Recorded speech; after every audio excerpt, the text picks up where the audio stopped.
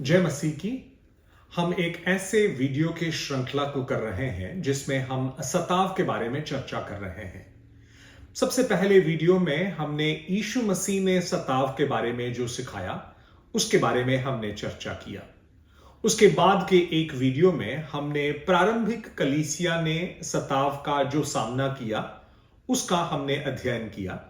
उसके बाद एक वीडियो में प्रेरित पौलुस ने अपने 3 मिशनरी यात्राओं के दौरान जो सताव सहा उसके बारे में चर्चा किया। आज के वीडियो में हम प्रेरित पौलुस के पत्रियों पर ध्यान देने वाले हैं जिसमें वे सताव के बारे में अपने सोच को, अपने विचार को बता रहे हैं और इनमें वे इसको भी बता रहे हैं कि सताव का सामना उन्होंने कैसे किया, सताव के बारे में उनका समझ क्या था, सताव के प्रति उनका प्रत्युत्तर क्या था, सताव के बारे में उनका दृष्टिकोण क्या था। इस प्रकार के बातों के बारे में आज हम चर्चा करने वाले हैं। तो आते हैं, हम पौलुस के कुछ पत्रियों की ओर ध्यान देंगे और पौलुस ने इस विषय के बारे में जो हमें बताया, जो हमको सिखाया, उसके बारे में हम चर्चा करने वाले हैं। सबसे पहले जाते हैं दूसरे कुरिन्थियों की पत्री, उसका 11 अध्याय, उसके 23 से लेकर 28 वचन तक। अब यह एक ऐसा वचन का भाग है जहां पर प्रेरित पौलुस जो है गलत शिक्षा देने वाले शिक्षकों के विरोध में कुछ बोल रहे हैं और अपना खुद का बचाव कर रहे हैं। तो उस संदर्भ में इस भाग को हमें पढ़ना चाहिए, नंबर 1। नंबर 2, इस भाग में दूसरों ने जो कष्ट और सताव पौलुस को पहुंचाया उसके बारे में जिक्र है और पौलुस का सेवकाई के लिए स्व इच्छा से जो उन्होंने कष्ट सहा उसके बारे में भी जिक्र है। दोनों को देखते हैं हम इस अध्याय में। दूसरा कुरिन्थियों की पत्री, उसका 11 अध्याय 23 का दूसरे भाग से लेकर आगे वह कहते हैं, मैंने उनसे अधिक परिश्रम किया, अधिक समय बंदी गृह में बिताया और अधिक बार कोड़े खाए। मैं बारंबार मौत के मुंह में पड़ा। पौलुस जो है गलत शिक्षा देने वालों के साथ अपना तुलना करते हुए ये बोल रहे हैं कि मैंने उनसे ज्यादा परिश्रम किया, मैंने बंदीगृह में ज्यादा समय बिताया और अधिक बार मैंने कोड़े खाया। मैं बारंबार मौत के मुंह में भी पहुंचाया गया। 24वां वचन, यहूदियों ने मुझे 5 बार एक कम 40 कोड़े लगाए। यानी यहूदियों का यह रीति था कि 39 कोड़े जो हैं गुनहगारों को लगाएं और 5 बार यहूदियों के हाथों से ये 39 कोड़े जो हैं पौलुस को खाना पड़ा। मैं 3 बार बेतों से पीटा और 1 बार पत्थरों से मारा गया। 3 बार ऐसा हुआ कि जिस जलयान पर मैं यात्रा कर रहा था वो टूट गया और 1 बार वह पूरे 24 घंटे खुले समुद्र पर इधर उधर बहता रहा।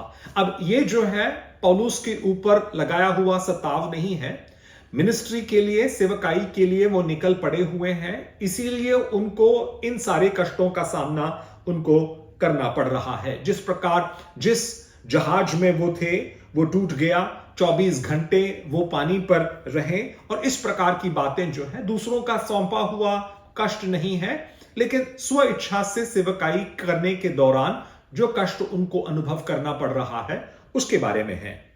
मैं बारंबार यात्रा करता रहा।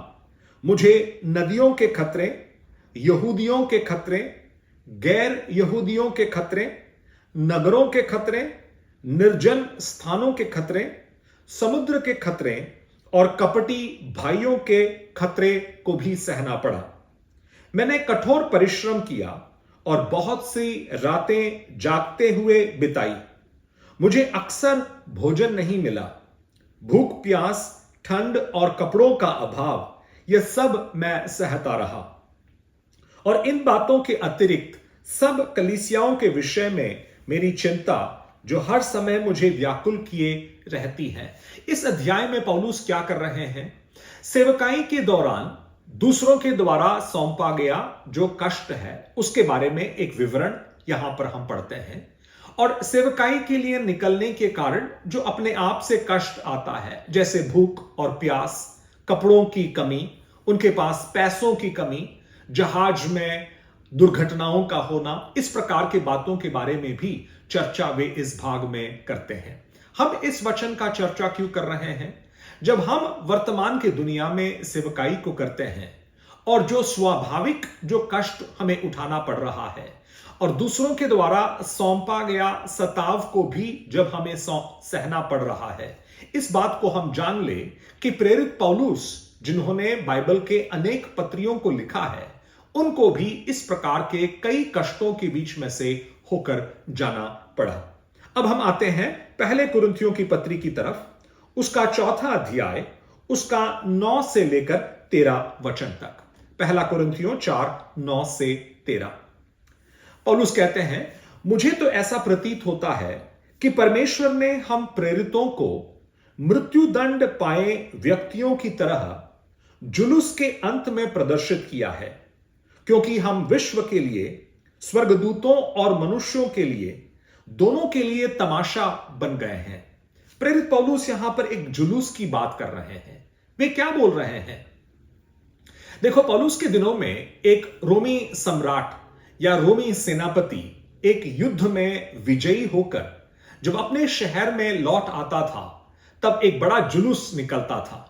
सेनापति या सम्राट स्वयं आगे आगे निकलते थे, उनके पीछे उनके जो सूबेदार और इत्यादि अगुए होते थे वो आते थे। उसके बाद उनका सेना आता था, जो उनको लूट का माल मिला हुआ है उसके बाद वे लेकर आते थे, और जिन लोगों को उन्होंने युद्ध में बंदी बनाकर लेकर आया है वे सबसे अंत में ले आए जाते थे।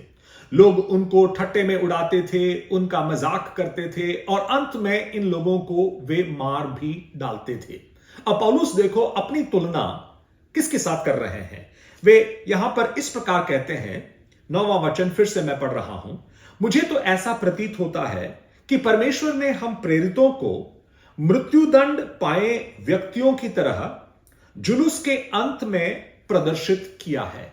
यानी जो युद्ध में कैदी बनाए गए लोग प्रदर्शित किए जाते थे, वैसे मानो पौलुस अपने आप को देख रहा है, क्योंकि हम विश्व के लिए, स्वर्गदूतों और मनुष्यों दोनों के लिए तमाशा बन गए हैं। पौलुस कह रहे हैं, मेरा जीवन का अनुभव देखकर मुझे ऐसा लग रहा है कि मैं सबके सामने तमाशा का वस्तु बन चुका हूं। 10वां वचन, हम मसीह के कारण मूर्ख हैं, हम दुर्बल हैं, आप लोगों को सम्मान मिल रहा है और हमें तिरस्कार। देखो 10वें वचन में वो अपने आप के बारे में और कष्टों के बारे में क्या कह रहे हैं? मसीह के कारण हम मूर्ख हैं, हम दुर्बल हो चुके हैं, हमारा तिरस्कार होता है। 11वां वचन, हम इस समय भी भूखे और प्यासे हैं, फटे पुराने कपड़े पहनते हैं, मार खाते हैं, भटकते फिरते हैं। जो बात पौलुस ने दूसरे कुरिन्थियों के पत्री में बोला था, उस बात को पौलुस यहां पर भी बोल रहे हैं। वे बोलते हैं कि कई बार सेवकाई के लिए निकल पड़ने के कारण उनको भूख और प्यास सहना पड़ा है, अर्थात उनके पास पर्याप्त वो पैसा या धन नहीं था खाने पीने के लिए। फटे पुराने कपड़े वे पहन चुके हैं, मार खाते थे, भटकते फिरते थे और अपने हाथों से परिश्रम करते करते थक जाते थे। यानी स्वयं वो मेहनत भी करते थे अपने आप को सपोर्ट करने के लिए, और इससे भी वो काफी थक जाते थे। लोग हमारा अपमान करते हैं और हम आशीर्वाद देते हैं। देखो, सताव के बीच में प्रेरित पौलुस का जो मनोभाव था, प्रेरित पौलुस का जो प्रत्युत्तर था, उसके बारे में हम यहां पर पढ़ते हैं। वो कहते हैं, लोग जब हमारा अपमान करते हैं, हम जवाब में उनका अपमान नहीं करते, हम उनको आशीर्वाद देते हैं। वे हम पर अत्याचार करते हैं और हम सहते जाते हैं।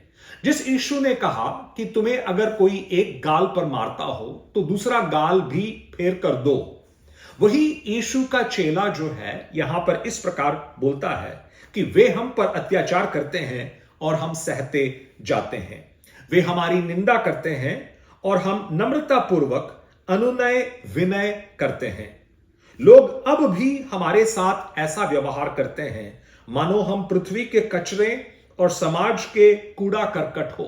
यानी पौलुस को ऐसा लगता है कि जो सुसमाचार के विरोधी हैं, उनका जो सोच है सुसमाचार प्रचारकों के विरोध में, वह ऐसा है जैसे हम जो है समाज के कचरे और समाज का कूड़ा करकट हो। लेकिन जब वे हमारे साथ अपमान हमारा करते हैं, हम आशीर्वाद देते हैं। जब अत्याचार करते हैं, हम उसको सहते जाते हैं।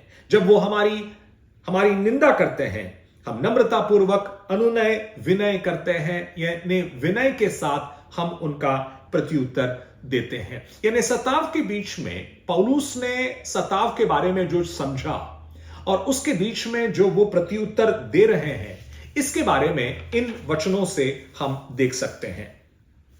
आते हैं तीसरे एक वचन के भाग की तरफ। ये रोमियो की पत्री उसका 8वां अध्याय उसका 18 वचन है। रोमियो की पत्री 8 का 18। प्रेरित पौलुस कहते हैं, मैं समझता हूं कि हम पर जो महिमा प्रकट होने को है, उसकी तुलना में इस समय का दुख नगण्य है। पौलुस क्या कह रहे हैं? एक हमारा जीवन इस पृथ्वी पर है, 70, 80, 90 या 100 साल का जीवन इस पृथ्वी पर है, और उसके बाद अनंत काल का एक जीवन है। वे कहते हैं कि अनंत काल के जीवन में हमारे जीवनों पर जो महिमा प्रकट होने वाला है, उसके तुलना में आज का हमारा जो दुख है वह नगण्य है, यानी वो गिनने लायक नहीं है। यानी मानो पौलुस जो है एक तराजू को उठा रहे हैं, उसके दो बाजुओं में एक तरफ उन्होंने अपने जीवन के दुख और कष्ट और सताव को रखा, और दूसरे बाजू में उन्होंने अनंत काल में लभ्य जो महिमा है उसको रखा। और वे कहते हैं, जब मैंने इसकी तुलना की तब मैंने पाया कि आज का जो हमारा सताव है वो नगण्य है, यानी वो गिनने लायक नहीं है, क्योंकि हमें अनंत काल का वो महिमा प्राप्त होने वाला है। यानी सताव के बीच में से जब प्रेरित पौलुस होकर जा रहे थे, वो अपने आप को बोल रहे थे कि इस दुनिया का कष्ट जो है वो अल्पकालीन है, वो कुछ ही दिनों के लिए है, लेकिन इसके द्वारा मुझे मिलने वाला जो अनंत काल का प्रतिफल है वो अनेक सालों के लिए है, हजारों वर्षों के लिए होगा। इसीलिए प्रभु यीशु मसीह ने मत्ती का सुसमाचार 5वें अध्याय में कहा कि जब तुम दुख उठाते हो, जब लोग मेरे कारण तुम्हारे बारे में झूठ बोलते हैं, बुरे बातों को बोलते हैं और तुम्हें समाज से दूर कर देते हैं, तब तुम आनंदित रहो, तुम अपने आप को धन्य मानो, क्योंकि स्वर्ग में जो तुम्हारा प्रतिफल है वो बहुत ही बड़ा और श्रेष्ठ है। यानी यीशु मसीह और पौलुस दोनों हमें सिखा रहे हैं कि हमें वर्तमान के जीवन को अनंत काल के नजरिए से देखना है, वर्तमान के जीवन को अनंत काल के दृष्टिकोण से देखना जरूरी है। सताव को जब हम सहते हैं, उसकी तुलना हम उस महिमा के साथ करें जो प्रभु यीशु मसीह ने कहा कि हमें अनंत काल में मिलेगा, जो प्रेरित पौलुस ने कहा कि हमें अनंत काल में मिलेगा। अब हम आते हैं दूसरे कुरिन्थियों की पत्री की तरफ। उसका 4था अध्याय उसका 16 और 18 वचन जो है हम पहले पढ़ते हैं। दूसरा कुरिन्थियों 4था अध्याय 16 से 18। यही कारण है कि हम हिम्मत नहीं हारते। देखो, कष्ट अनुभव करने वाला, सताव अनुभव करने वाला प्रेरित पौलुस कहते हैं कि हम हिम्मत नहीं हारते हैं।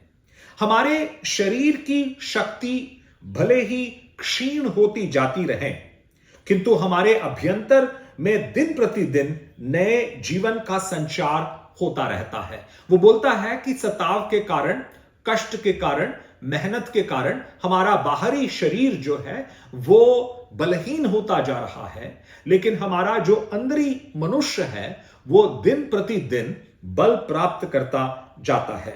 वो कहता है 17वां वचन, क्योंकि हमारा क्षण भर का हल्का सा कष्ट हमें हमेशा के लिए भारी मात्रा में अपार महिमा दिलाता है। अब प्रेरित पौलुस यहां पर वही बात को बोल रहा है जो रोमियो की पत्री में वे बोल रहे हैं। वो कहते हैं कि आज का हमारा जो कष्ट है वो क्षण भर का है, वो हल्का सा कष्ट है, लेकिन इस क्षण भर का हल्का सा कष्ट जो है जो हमें इस जीवन में सहना पड़ रहा है, वो हमें क्या देता है? वो हमें भारी मात्रा में अपार महिमा जो है अनंत काल के लिए दिलाता है। यानी पौलुस जो रोमियों को उपदेश दे रहा है, वही कुरिन्थियों को भी उपदेश दे रहा है। बोल रहा है कि तुम अपने जीवन के कष्टों को, जो सतावों को आप सह रहे हो, उसको अनंत काल के नजरिए से देखो, उसको अनंत काल के दृष्टिकोण से देखो, और तब तुम्हें समझ में आएगा कि यह क्षण भर के लिए है, वो अनंत काल के लिए है। ये हल्का सा है, वो भारी है। ये यहां दुख है तो वहां पर महिमा मिलता है। इसीलिए 16वें वचन को शुरू करते हुए उन्होंने इस प्रकार कहा, यही कारण है कि हम हिम्मत नहीं हारते हैं। यानी सताव के बीच में अगर हमें हिम्मत को नहीं हारना है, तो हमें अनंत काल का नजरिया अपने जीवन के लिए बनाए रखना है। 18वां वचन, इसीलिए हमारी आंखें दृश्य पर नहीं बल्कि अदृश्य वस्तुओं पर टिकी हुई हैं, क्योंकि जो वस्तुएं हम देखते हैं वो अल्पकालिक हैं, अनदेखी वस्तुएं अनंत काल तक बनी रहती हैं। पौलुस कहते हैं कि हमारा नजर जो है वो दृश्य चीजों पर नहीं है बल्कि अदृश्य वस्तुओं पर है। यानी जो हम सामने आज को देख सकते हैं उसके तरफ हमारा नजर नहीं है, हमारा नजर जो है अनंत काल पर है। जो देखी हुई वस्तुएं हैं वो अल्पकालीन है, जो अनदेखी बातों पर जिस पर हमारा नजर है वो अनंत काल का है। यानी देखो, सताव के बीच में जिस नजरिए को हमें रखना है उसके बारे में प्रेरित पौलुस जो है इस अध्याय में 16 से लेकर 18 वचन में वे बोल रहे हैं। अब इसी अध्याय में, चौथा अध्याय ही 7 से लेकर 11 वचन में भी प्रेरित पौलुस हमें कुछ बात के बारे में बता रहे हैं। यह अमूल्य निधि हम में मिट्टी के पात्रों में रखी रहती है, जिससे यह स्पष्ट हो जाए कि यह अलौकिक सामर्थ्य हमारा अपना नहीं बल्कि परमेश्वर का है। फिर पौलुस यहां पर क्या कहते हैं? वो कहते हैं कि हम जो है मिट्टी के बर्तन के समान है। मिट्टी के बर्तन का ज्यादा कोई शोभा या ज्यादा कोई महिमा नहीं है, लेकिन इस मिट्टी के बर्तन के अंदर परमेश्वर ने अपना निधि को समाया है, प्रभु यीशु मसीह के सामर्थ्य को समाया है। और वो कहते हैं कि हमें अपने ऊपर गर्व करने के लिए कुछ नहीं है, लेकिन हमारे अंदर जो है उसका सामर्थ्य अलौकिक है। 8वां वचन, हम कष्टों से घिरे रहते हैं परंतु कभी हार नहीं मानते, हम परेशान होते हैं परंतु कभी निराश नहीं होते। देखो, पौलुस को अपने आप को सबसे पहले इन बातों को सिखाना था। वे अपने जीवन के अनुभवों के दौरान इन बातों को सीखते गए और इसके बाद उन्होंने कलीसियाओं को सिखाना शुरू किया, और आज वो हमको सिखा रहे हैं कि हम कष्टों से घिरे रहते हैं परंतु कभी हार नहीं मानते, हम परेशान तो होते हैं परंतु कभी निराश नहीं होते, हम पर अत्याचार किया जाता है परंतु हम अपने को प्रत्यक्त नहीं पाते, हमको गिराया जाता है परंतु हम नष्ट नहीं होते। हमें बहुत कुछ सहना पड़ता है, हमें बहुत कुछ उठाना पड़ता है, हमारे विरोध में बहुत कुछ आक्रमणों का सामना हमें करना पड़ता है, लेकिन इसके बीच में हम निराश नहीं होते, हम प्रतियुक्त अपने आप को नहीं पाते, हम नष्ट नहीं होते। 10वां वचन, हम हर समय अपने शरीर में यीशु के दुख भोग तथा मृत्यु को अनुभव करते हैं, जिससे यीशु का जीवन भी हमारे शरीर में प्रत्यक्ष हो जाए। यानी यीशु मसीह का मृत्यु और उसका कष्ट हम हमारे जीवनों में जब अनुभव करते हैं तो पुनरुत्थानित यीशु का जो जीवन है, जो उनका सामर्थ्य है, वो हमारे जीवनों से प्रकट होगा। हम जीवते रहते हुए यीशु के कारण निरंतर मृत्यु का सामना करना पड़ता है, जिससे यीशु का जीवन भी हमारे नश्वर शरीर में प्रत्यक्ष हो जाए। यानी यीशु के सेवा करने के लिए जब हम बुलाए गए हैं, यीशु के समान कष्ट, दुख और मृत्यु सहने के लिए भी हम बुलाए गए हैं। लेकिन जब हम इनको सहते जाते हैं, इन मिट्टी के बर्तनों के अंदर परमेश्वर का वो अतुल्य सामर्थ, परमेश्वर का वो जो असीम शक्ति है, वो हमारे अंदर समाया जाता है और यीशु का जो श्रेष्ठ जीवन है वो हमें अनुभव करने को मिलता है। अब हम आते हैं दूसरे कुरिन्थियों की पत्री, उसका 6वां अध्याय, उसका 4 से लेकर 10 वचन तक। दूसरा कुरिन्थियों 6वां अध्याय, उसका 4 से लेकर 10 वचन तक। किंतु हम हर परिस्थिति में स्वयं को परमेश्वर के योग्य सेवक प्रमाणित करते हैं।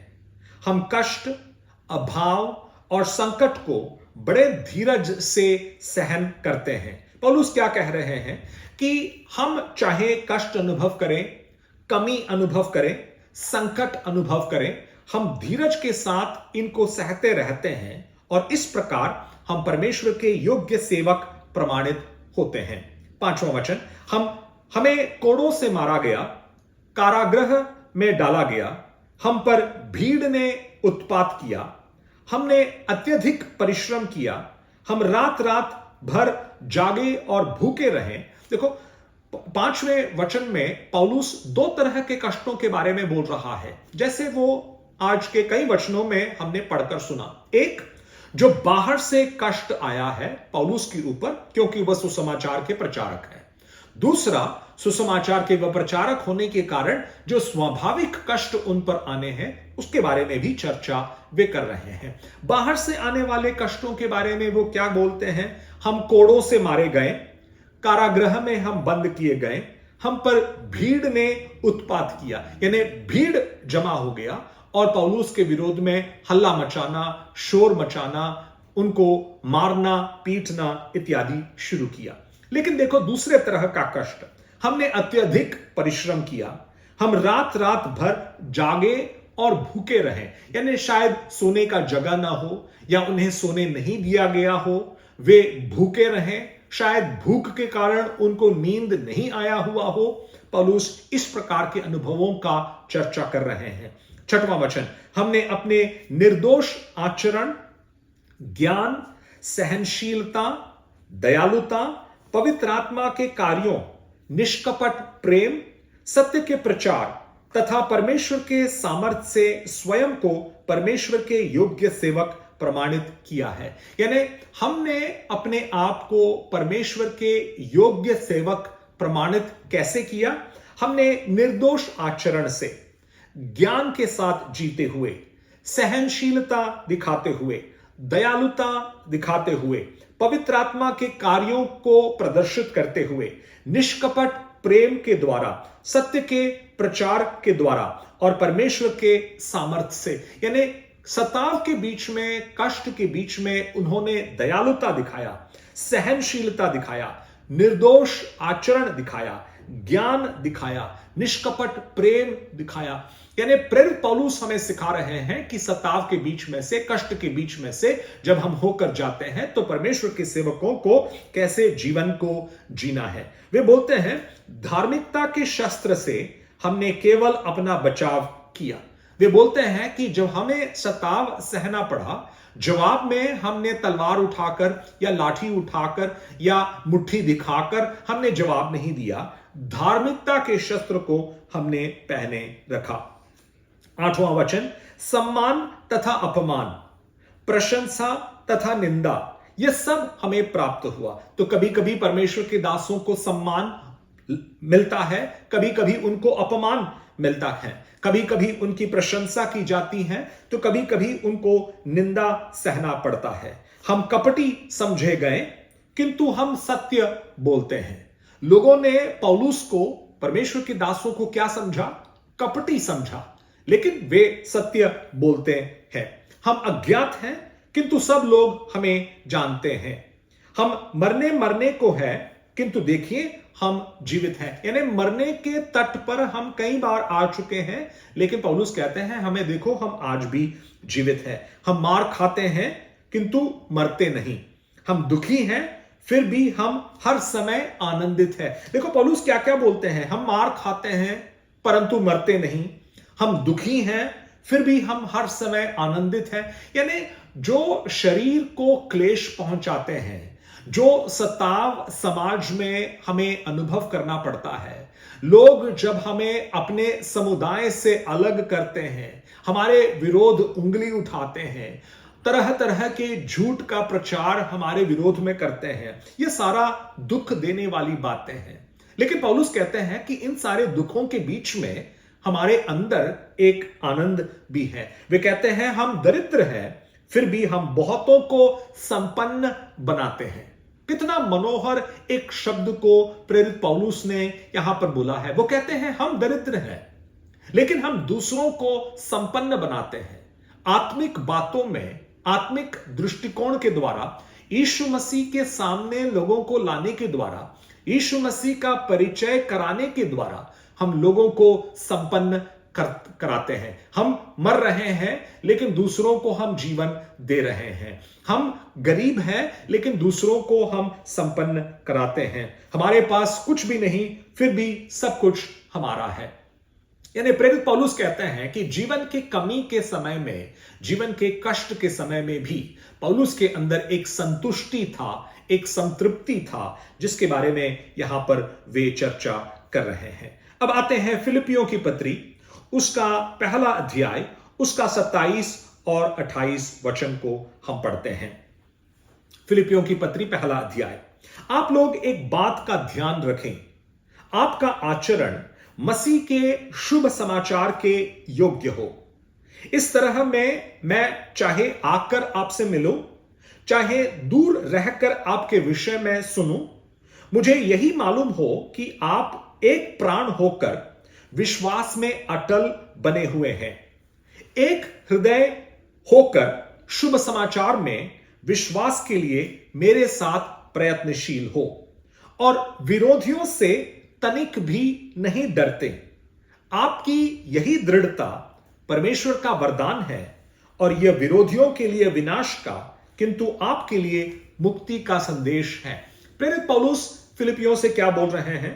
प्रेरित पौलुस कह रहे हैं कि मैं आपके बीच में आकर देखूं या दूर रहते हुए आपके बारे में सुनूं, तो क्या देखना चाहता हूं, क्या सुनना चाहता हूं?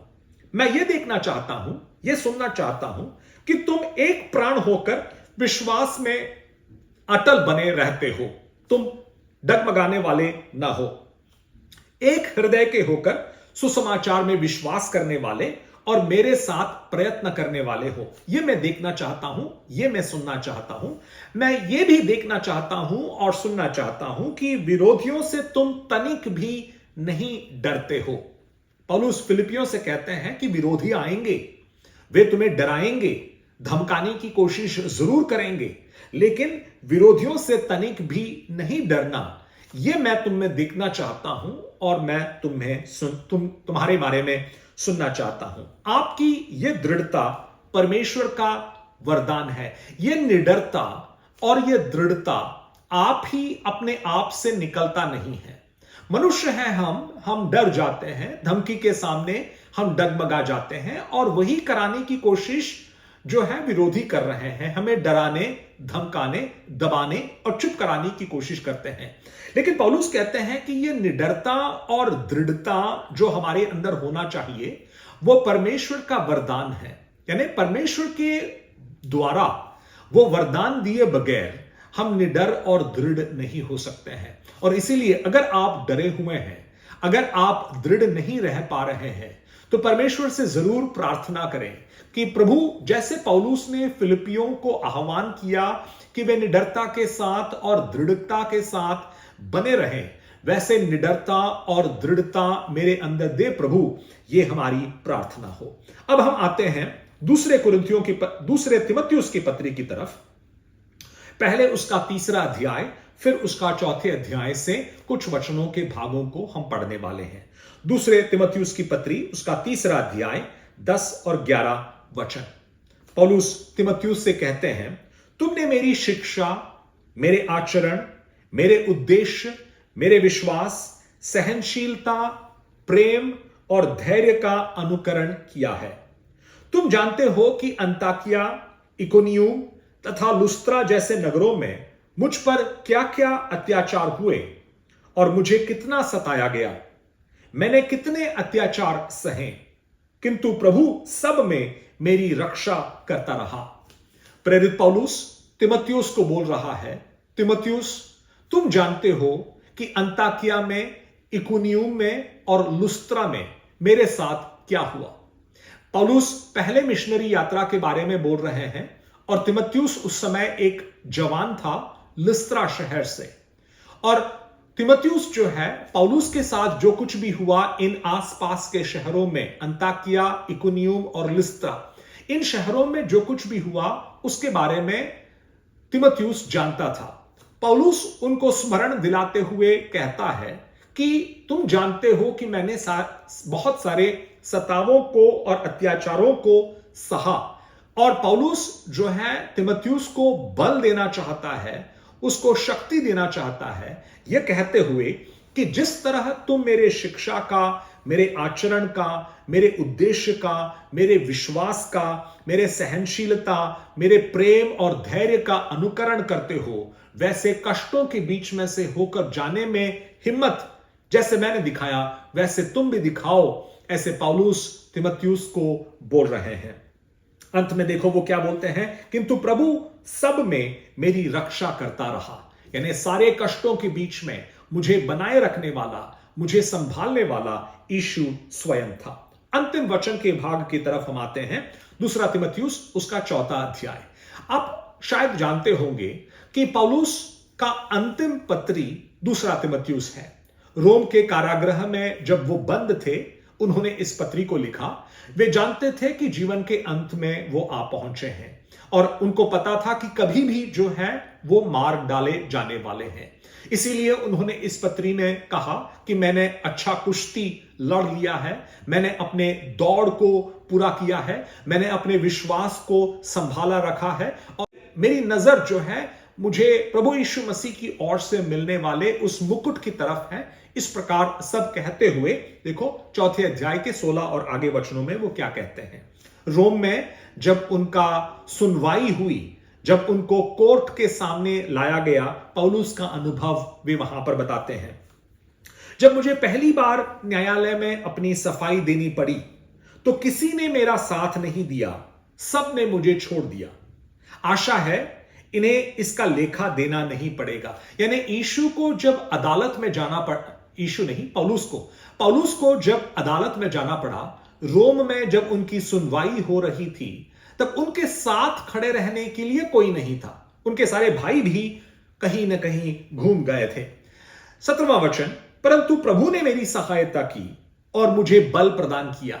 सताव के बीच में पौलुस ने जब अकेलापन अनुभव किया, पौलुस कहते हैं प्रभु ने मेरी सहायता की और मुझे बल प्रदान किया, जिससे मैं शुभ संदेश पूर्ण रूप से सुना सकूं और सब जातियों को उसे सुना सकूं। यानी पौलुस कहते हैं कि मेरे जीवन के अंतिम क्षणों में मैं आ पहुंचा हूं, मैं अकेला हूं, मेरे साथ कोई नहीं है, लेकिन प्रभु ने मुझे ऐसा बल और शक्ति दिया कि वहां पर भी मैं सुसमाचार को पूर्ण रीति से मैं सुना पाया। मैं सिंह के मुंह से बच निकला। शायद नीरो सम्राट के बारे में जिक्र है और उसने पौलुस को उस पहले सुनवाई के बाद मार नहीं डाला, उसके बारे में शायद वहां पर जिक्र है।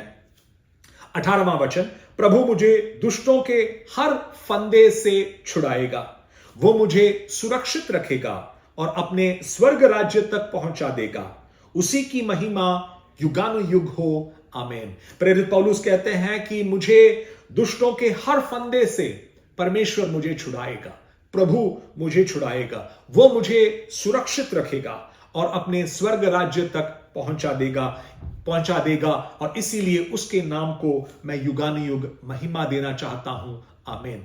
यानी देखो पौलुस हमारे सामने सताव के बारे में बोलने वाले अंतिम वचनों में हमसे क्या कहता है। वो कहता है कि प्रभु आपको हर फंदे से छुड़ाएगा, प्रभु आपको सुरक्षित रखेगा और अंत में स्वर्ग राज्य में पहुंचाएगा। और इसलिए कष्टों के बीच में, सताव के बीच में हम प्रभु को धन्यवाद देते हुए, प्रभु को स्तुति देते हुए, प्रभु को महिमा देते हुए हम जिए, क्योंकि अंत में वो समय आने वाला है जब हमें समझ में आएगा कि यह हल्का सा कष्ट के बदले में हमें एक भारी महिमा जो है मिलने वाला है। और तब हमें समझ में आएगा कि यह क्षण भर का तकलीफ जो है अनंत काल के नजरिए में कुछ भी नहीं है, हल्का सा है, और इसीलिए परमेश्वर का वचन और परमेश्वर का सामर्थ्य और पौलुस के द्वारा दिया गया, यीशु के द्वारा दिया गया यह दृष्टिकोण हमें शक्ति प्रदान करे, ताकि कष्टों और तकलीफों के बीच में बड़े सामर्थ्य के साथ, प्रभु यीशु मसीह के शक्ति के साथ हम हमारे जीवनों को आगे बढ़ा सकें। परमेश्वर आपको आशीर्वाद दे।